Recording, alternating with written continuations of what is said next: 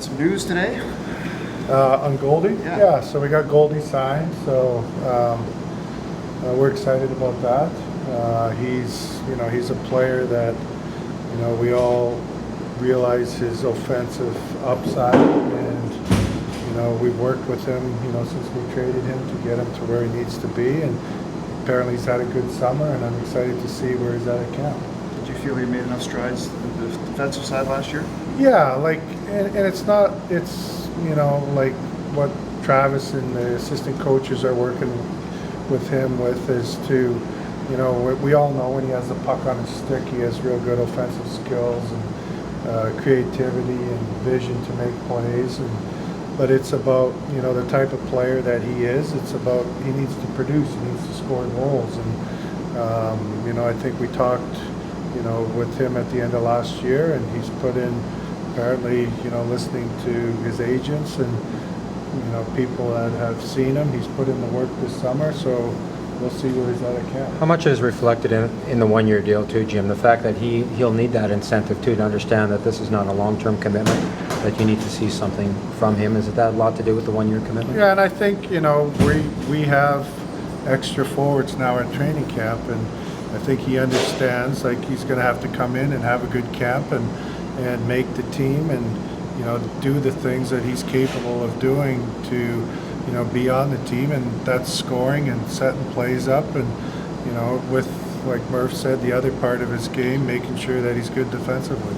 Is there room for him here, though? Like, you went out in the summer and upgraded your top six substantially. Yeah. He looks like a guy that, to use his skill set, needs to be in your top six. So is there room for him? Well, we think, we look at it as top 9, and we want to try to have, a top 9 that's, can contribute at both ends of the ice, and so, we've been patient with him in his development as a player, and we thought, like, he made some strides last year, so we want to continue to work with him, and but now he's going to have to take ownership of it, and he's going to have to come in and earn a place on the team and earn his ice time, and he understands that. Jim, we're in September now. We're less than a week away from training camp. Where are you with Brock? That's I think the number one concern. Yeah, now. So we're continuing to talk to Ben Hankinson and trying to work towards getting it figured out. We're optimistic that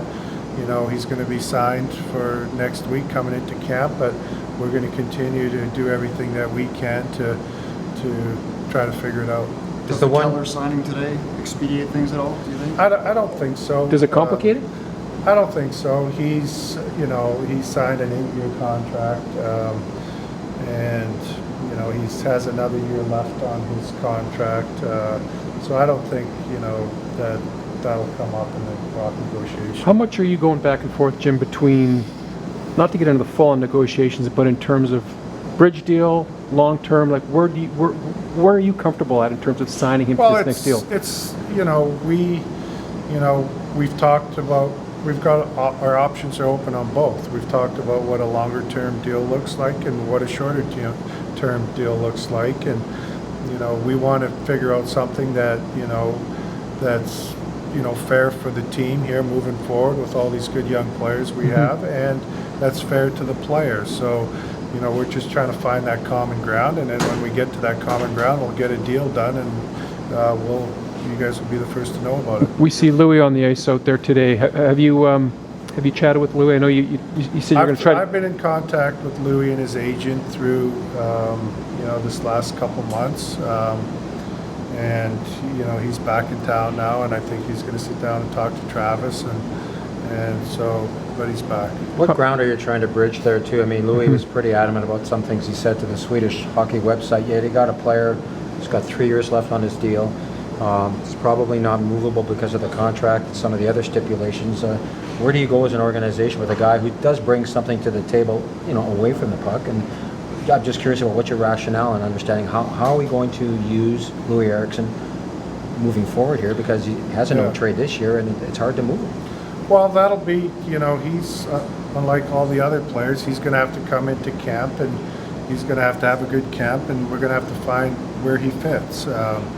We still think, he's a good player. He hasn't scored like his contract has kind of dictated like he would score, but you know, he's still a good penalty killer. He plays in a matchup role. At the end of the year, he played with Bo and Pearson, and that was a good line. So we got to find the fit for him during camp, and we'll go from there. Ole Ulevi, I think, has been skating since June. I think we were a little bit taken back with Ben's article, hearing some of your comments. What are your plans with Ole, and what's the holdup? Why he?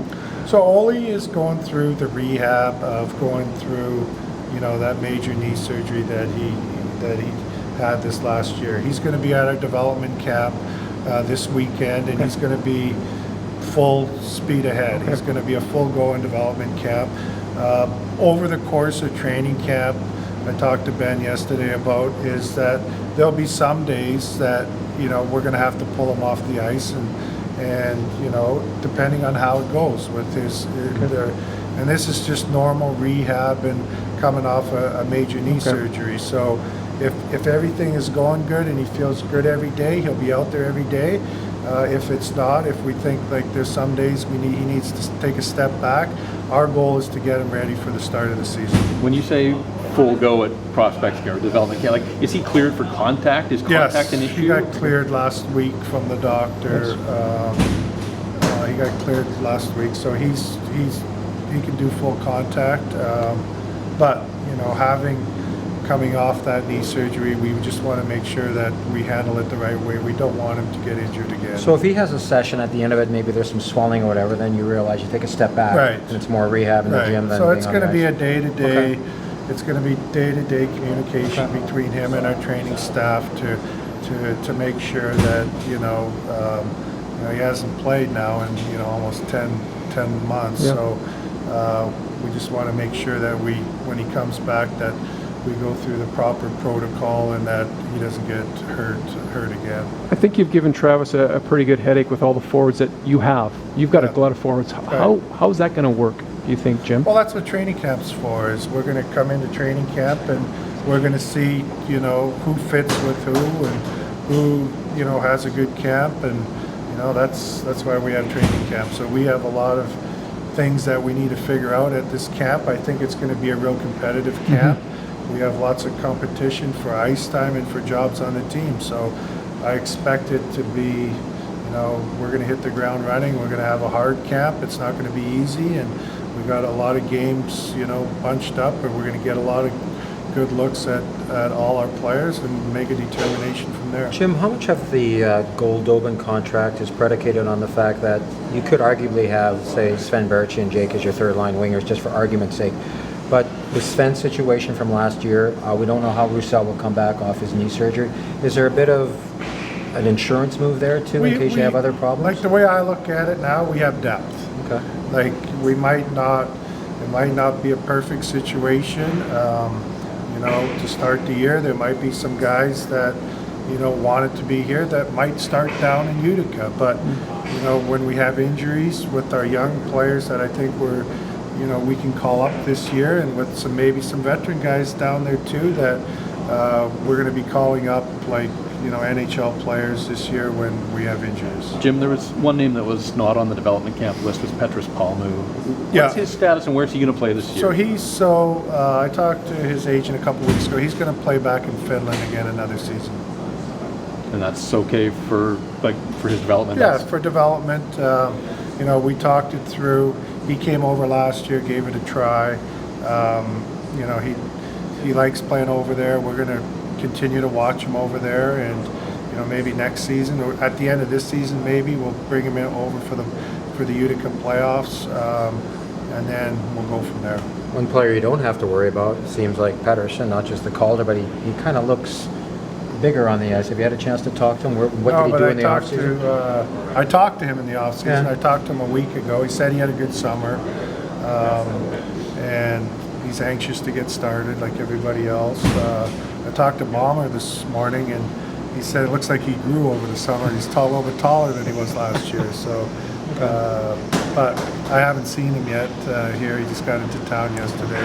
I haven't seen him yet in person. Jim, do you have any concern that Brock may not be here? Maybe a holdup?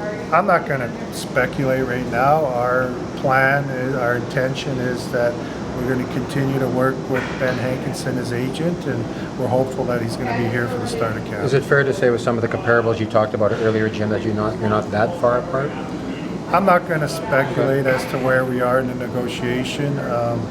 We're going to continue to work with Ben, and as soon as we can both find some common ground that we're happy with, we'll get a deal done.